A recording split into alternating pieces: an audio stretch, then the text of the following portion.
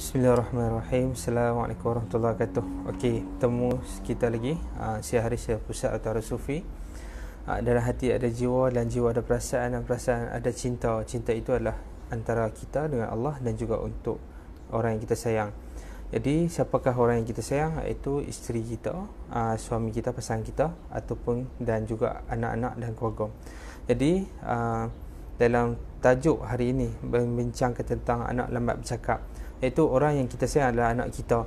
Jadi kenapa saya menyentuh topik tentang anak lambat bercakap? Kerana rata-rata yang bertanya tentang rawatan untuk anak ni, orang kata ramai, banyak ibu bapa yang menghadapi masalah anak lambat bercakap. Dan sejauh mana tindakan ibu bapa untuk merawat anak-anak tu, dia bergantung kepada kesungguhan kasih sayang kita seorang bapa ni kepada anak, ataupun seorang ibu ni kepada anak. Okey.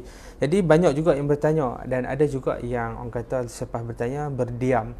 Okey, kita tidak boleh memaksa orang menjalankan rawatan, tetapi kita mensyorkan, kita mensarankan supaya lakukanlah rawatan untuk anak bercakap. Boleh katakan majoriti lah, bila saya check dalam internet, saya google fakta-fakta tentang anak lambat bercakap tu wujud, tetapi rawatan tentang anak lambat bercakap tu orang kata saya tak jumpa lagi lah, kecuali yang ada pada Pusat Rawatan Sufi. Saya juga seorang pesakit dahulu, dan saya bertemu dan melihat banyak ibu bapa yang datang berikhtiar bawa anak mereka datang berubat, dan alhamdulillah ada tindak balas positif. Dan sepanjang PKP ni susahlah sikit untuk saya dapatkan orang kata feedback macam mana tindak balas anak. Kadang-kadang kita akan dapat waktu bila dia orang bawa anak ke sini, kita akan nampak progres. Dan kadang-kadang rawatan untuk anak lambat bercakap ni dia mengambil masa sekurang-kurangnya setahun. Bukan maksudnya setahun macam mana, maksudnya selepas kita jalankan proses rawatan, dalam masa rawatan tu dan setahun kita akan nampak perubahan. Dan orang kata kebanyakan budak-budak yang dikategorikan tidak boleh bercakap, lambat bercakap adalah umur 2 tahun setengah, 3 tahun lah, 3 tahun ke atas. Dan ada juga yang budak yang dah berusia orang kata darjah 5, kan, orang kata dah 11 tahun, 10 tahun, 11 tahun. Jadi orang kata usia tu dah, orang kata dah teruk sikit lah, orang kata dah berusia dah sangat sebenarnya, tetapi masih tidak boleh bercakap. Bagi saya mereka ni perlu sangat-sangat, ibu bapa perlu concern lah, perlu beri perhatian lebih kepada anak seperti ini. Sebab apa? Lagi lambat kita buat proses rawatan, lebih lambat lah untuk orang kata melembutkan tutur bicara anak-anak. Salah satu faktor tanda anak kita lambat bercakap adalah lidah dia orang ni keras. Rata-rata yang saya pegang lidah dia orang, kita boleh dapat rasa lidah dia orang tu terlalu keras. Jadi kaedah kita di Al-Sufi adalah salah satunya kita melembutkan lidah dia orang tu. Dan orang kata kita budak-budak kita banyak pergi tahnik kepada guru-guru, orang alim. Itu salah satu kaedah. Dan jika orang kata anak tu ada yang tanda-tanda lambat bercakap, maka konsep yang hampir sama yang kita gunakan di Al-Sufi. Jadi kalau ada apa-apa persoalan, boleh komen, boleh bertanya untuk tentang tajuk anak lambat bercakap. Jadi kita akan usahalah sekurang-kurangnya, orang kata kalau orang jauh dia boleh cuba sekali. Dan bila dia orang balik, gunakan barang-barang rawatan yang kita bekalkan, teruskan konsep yang kita terapkan. Dan sebaik-baiknya 3 kali rawatan untuk anak untuk lambat bercakap ni, tutur bicara ni, dan sebaik-baiknya adalah 7 kali. 7 kali ni sebenarnya yang sebetulnya lah, sebenarnya 2 minggu, kemudian 2 minggu, kemudian 2 minggu, kemudian 2 minggu. Maksud dia 2 minggu, maksud dia dalam sebulan 2 kali. Maksud dia ambil masa sekurang-kurangnya 3 bulan lah untuk proses, untuk dapat 7 kali proses rawatan tu. Jadi ada juga yang orang kata bila dia orang rasa dia orang nak percepatkan proses 7 kali, dia orang akan datang kerap lah. Dia orang datang minggu ni, lepas tu minggu depan. Kita takutkan bila datang terlalu dekat waktu tu, maksudnya kita tak nampak sangat progres. Kita takut itu je. Tetapi kalau kata dia orang datang 2 minggu, guna barang-barang rawatan kita sampai habis, kemudian 2 minggu dia orang ulang lagi, maksud dia kita telah menjalankan proses rawatan kepada anak kita selama 3 bulan. Itu sebab tu pentingnya kita jarakkan 2 minggu. Dalam masa 2 minggu kita pun monitor. Salah satu kaedah rawatan kita adalah dah dia orang datang ke pusat rawatan, kita dah buat rawatan dan kita akan call 3 malam untuk follow up, dan orang kata istilah kita tak kisahlah, kita akan niat untuk lembut lidah untuk anak nak bercakap dalam masa 3 malam. Kemudian dalam masa 2 minggu tu kita bekalkan bahan-bahan rawatan kita, antaranya lah contohnya madu, minyak zaitun, aur sufi. Jadi kita terapkan minyak zaitun ni sapu atas lidah anak tu. Boleh tekap jari, ibu jari ni kat minyak zaitun kita ni, tekap. Tapi adakah minyak zaitun ni sama dengan luak? Tak sama lah, sebab kita buat bacaan doa. Dan kalau nak guna keadaan luak pun tak ada masalah, boleh teruskan. Tapi mungkin akan ada perbezaan. Pentingnya ya betul, pentingnya penjarakan masa supaya kita boleh nampak proses. Orang kata bila kita buat rawatan dalam masa 2 minggu, kita akan nampak apa dia punya feedback dia, apa dia punya tindakan dia. Kemudian selepas 2 minggu datang, kita buat proses yang kedua. Lepas tu kita jarakkan balik 2 minggu. Teruskan gunakan minyak zaitun ni. Minyak zaitun kita ni, kalau budak, sapu kat atas lidah, baca Fatihah sekali, selawat 1 kali, sapu atas lidah. Kemudian tekap atas apa langit-langit anak tu. Sapu dekat tekak dia, tengkok-tengkok dia, sapu bahagian kepala. Niat untuk dia boleh ingat dan untuk berbicara. Boleh letak dalam susu anak, boleh letak dalam makanan anak. Okey. Dan madu juga sama juga. Kalau budak-budak bawah 2 tahun ni, kebiasaan dia pakai gigit tangan kita lah. Dia pergi gigit, jadi kita susah nak buat. Tapi kalau kita letak benda-benda manis kat mulut pun, dia pun akan mudah buka mulut untuk kita buat treatment. Itu je lah beza dia. Okey. Jadi benda ni dia perlu ambil masa untuk kita tengok dia punya progress. Tetapi alhamdulillah so far orang kata ada tindak balas yang orang kata ada nampak perubahan. Dan kita pula seorang ibu bapa ni, sebagai ibu bapa ni, kita kenalah bercakap dengan anak kita dengan bahasa yang standard lah. Nak makan, ini susu adik ni, orang kata kita kena guna bahasa. Jangan kita ni kita ajak dia, ni susu ni, kita kata nak kencing, kita nak sisi, kita guna bahasa-bahasa budak kan, menyebabkan orang kata dia dah terbiasa dengan bahasa budak-budak. Lebih baik kita ajarkan anak-anak yang kecil ni menggunakan bahasa-bahasa yang standard lah. Mai makan, kita mai makan, adik mai makan, adik baca buku, baca bismillah. Kita ajak dia dengan tutur susun ayat yang betul. Jadi dia akan ikut kita pelan-pelan. Itulah orang kata proses rawatan untuk anak lambat bercakap. Okey, apa faktor yang menyebabkan anak lambat bercakap? Okey, ada 3 faktor. Pertama, orang dipanggil sebagai anugerah. Lahir-lahir anak tu memang Allah dah takdirkan, dah tentu dah dia ni adalah anugerah. Orang panggil autism lah. Lahir-lahir je memang dia dah ada penyakit ni. Boleh tak dirawat? Kebiasaannya di sekolah-sekolah khas, dia orang akan latih anak yang istimewa ni untuk kemahiran yang dia orang mampu terap lah. Kalau dia boleh mampu bercakap, dia akan bercakap. Kalau kata dia orang mampu melakukan aktiviti, dia orang akan ajarkan. Tapi di kita pun, dari segi kita pun, kita adalah pusat rawatan sebagai ikhtiar. Bukanlah kerja kita nak pulih, orang kata nak sembuhkan anak, bukan.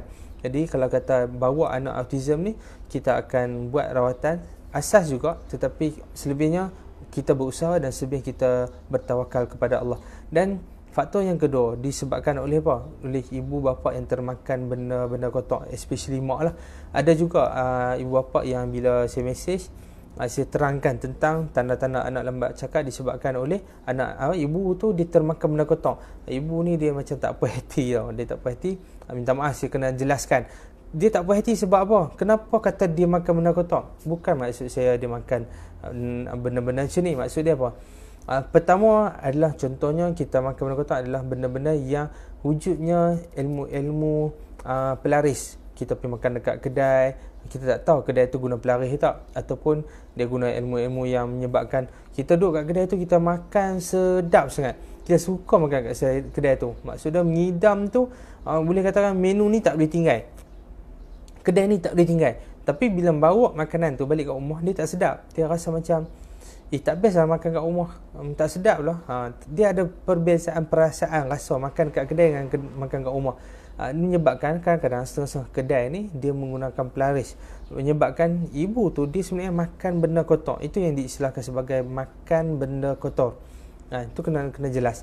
Ataupun orang kata tak perlu kata ibu tu pergi kedai, ataupun kadang-kadang mungkin orang bagi makan ke termakan, tu yang sebut sebagai termakan kan, benda-benda kotor. Maksudnya benda-benda yang menyebabkan mistik lah, benda-benda pelaris, ataupun orang kata memang dah makanan tu kotor. Memang makanan kotor, macam penjagaan kebersihan makanan tak terjaga kan. Ayam pun potong tepi, orang kata tepi bilik air, tepi longkang, atau hygiene tu tak jaga betul-betul. Itu pun dah salah satu kategori benda-benda kotor. Sebabkan itulah ibu bapa ibu ni disarankan, dan ayah kena ambil pendekatan lah.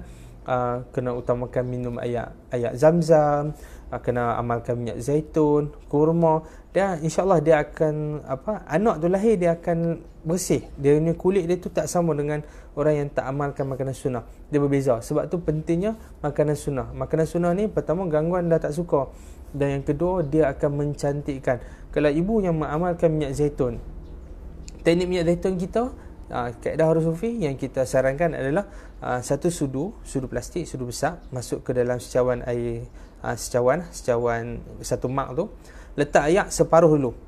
Air tu mau nak suam lah, lepas tu kita minum. Dia akan tinggal kesan tau, minyak zaitun kat dalam cawan tu. Kita tuang balik air suam, kita minum, kita sulam sampai habis minyak. Dan kalau ada sedikit-sikit minyak tu, kita boleh ambil minyak tu, sapu je, kita boleh lap tangan, lap muka, lap rambut. Kesan-kesan minyak zaitun tu dah pemulihan pada kita. Dan tujuan minyak zaitun adalah untuk usus, orang kata penjagaan dalaman, untuk lebih sihat, untuk orang kata untuk lebih sihat lah, lebih sihat. Jadi minyak zaitun tu dia fungsi dia untuk usus. Itu. Tetapi kalau kita minum terus, dia orang kurang tepat. Dan pemilihan minyak zaitun pun dia ada jenis-jenis grade dia, dan kita dalam perubatan ni kita kenal lah, kita belajar tentang kualiti. Ada setengah negara yang orang kata dia membekalkan minyak zaitun ni dia dah campur. Lepas tu ada yang minyak zaitun yang betul-betul original, ada minyak zaitun yang boleh dimasak, dan ada minyak zaitun yang orang kata terus guna makan. Dan kita pula ditambah pula dengan doa, dikhususkan untuk rawatan, insya-Allah dia akan nampak lebih dia punya kesan dia. Jadi ibu yang mengandung tu dia kena amalkan minyak zaitun dengan cara saya sebut tadi. Kena satu sudu air suam ke secawan tu minum, lepas tu sulam lagi. Bila waktu dia kena minum? Awal pagi, waktu perut dia kosong kan. Itu dia akan bantu usus dan bantu badan ibu tu, dan insyaAllah dia akan mencantikkan kulit anak dalam perut ibu tu. Jadi apa lagi? Ayat zam-zam, kita tahu ayat zam-zam dia mempunyai banyak khasiat kebaikan. Memang dah orang kata anugerah ayat zam-zam. Jadi amalkan ayat zam-zam. Dan juga kurma. Kurma antara kurma yang terbaik adalah kurma Nabi lah. Amalkan untuk kecantikan untuk anak tu. Kalau kita ada model lebih lagi, kita boleh amalkan zafran, kita boleh minum ayat zafran. Dan orang kata waktu mengandung ni orang kata bentuk-bentuk pemakanan sunnah ni dia boleh menghindar, dia boleh tolak benda-benda makanan yang kotor. Sebab tu bila kita makan makanan sunnah, dia akan seimbang balik. Dan sebab tu pentingnya ibu bapa ni, ibu yang mengandung ni, dia perlu memilih makanan. Tak salah menyidam, tetapi perlu memilih makanan. Tetapi kita nak buat macam mana? Bukan bidang kepakaran kita pi makan kat kedai tu yang kita tak tahu. Jadi sebab itulah saya cerita kat sini, kesannya adalah pada ibu, dan kedua kesannya adalah pada anak. Sebab tu anak-anak kadang-kadang dia jadi lambat bercakap. Yang pertama disebabkan anugerah, yang kedua disebabkan oleh ibu termakan benda-benda kotor. Menyebabkan apa? Benda-benda kotor ni dia akan attack kita punya otak kan. Ibu dia punya kesan pada otak, anak pun kesan pada otak. Disebabkan itulah lidah anak tu dia jadi macam telok, dia keras, dia susah nak bercakap. Okey. Jadi sebab itulah datang pesakit anak-anak ni mai ke pusat rawatan, kita nak rawat semula lidah dia, dan juga kita bekalkan makanan-makanan sunnah untuk pulih balik dalaman dia. Itu dia punya konsep rawatan Harus Sufi. Okey, pertama anugerah, kedua disebabkan oleh ibu termakan. Okey, kita kata let's say lah, ibu tu memang dia betul-betul jaga makan. Ada faktor yang ketiga, iaitu gangguan. Gangguan boleh menyebabkan anak dia susah nak bercakap, dia macam terkunci lidah kan.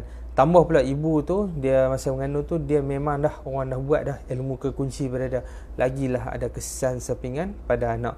Jadi pentingnya ibu bapa yang sayang pada anak untuk lihat masa depan anak, beri concern, beri penekanan kepada rawatan anak lambat bercakap. Saya dah cari dah dalam internet beberapa maklumat lah tentang rawatan. Tak banyak lah rawatan yang boleh, tetapi kita di Al-Sufi, alhamdulillah, di Al-Sufi kita ada kaedah untuk memulihkan tutur bicara ni sebagai ikhtiar. Saya bukan kata guna kaedah kita wajib boleh pulih, tak, tetapi sekurang-kurangnya orang kata kalau 10 orang datang di pusat rawatan, kalau 5 orang pulih pun kita bersyukur. Dan kalau kata 10 orang datang kita dapat pulih 7 orang pun kita syukur.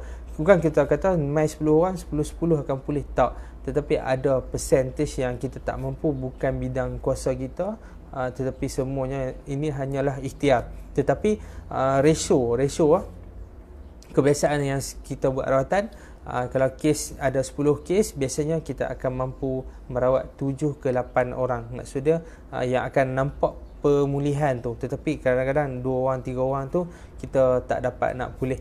Itu orang kata kena cek balik perkara faktor-faktor yang lain. Itu saja. Jadi pentingnya merawat anak. Kalau sayang anak, kalau kasih pada anak tu, kita nak lihat masa depannya, orang kata ibu bapa ni tolong beri perhatian untuk pemulihan tutur bicara anak. Dan bukan kata tutur bicara anak saja yang kita rawat, tetapi tutur bicara orang dewasa, terutamanya nak buat perniagaan. Ada yang feedback kata bila dia orang makan garam bukit kita ni, dia orang lebih fasih untuk bercakap tentang kepakaran mereka. Kalau tak sebelum ni orang kata macam nak bercakap tu macam tersangkut-sangkut, tapi bila makan tu sekadar ikhtiar, dia punya lisan dia berbicara itu lebih fluent, dia lebih orang kata lancar dari sebelumnya. Ini adalah feedback yang dia orang beritahu kat kita tentang penggunaan mereka terhadap produk-produk rawatan Al-Sufi. Jadi kalau kata mana-mana ibu bapa yang boleh bawa anak, itu yang terbaik.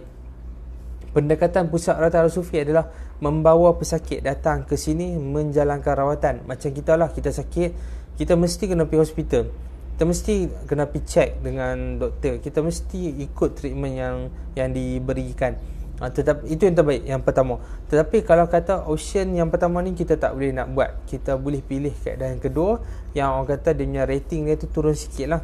Kalau kita demam, kalau kita sakit, kita pergi farmasi, kita beli ubat saja, kita tak dapat layanan daripada doktor, kita tak dapat layanan yang orang kata yang lebih sempurna lah daripada hospital. Tetapi keadaan yang kedua adalah menggunakan barang-barang rawatan yang boleh kita post, dan dia orang guna kaedah-kaedah yang kita sarankan. Jadi itu saja kaedah merawat anak lambat bercakap.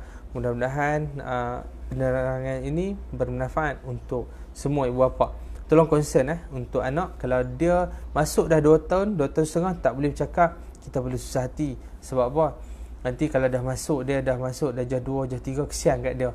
Daripada dia sepatutnya duduk kelas depan, dia terpaksa turun ke kelas ke belakang dan menyebabkan orang kata prestasi pembelajaran dia terganggu. Okey, itu saja daripada saya, Al-Sufi Haris. Haris Al-Sufi. Assalamualaikum warahmatullahi wabarakatuh.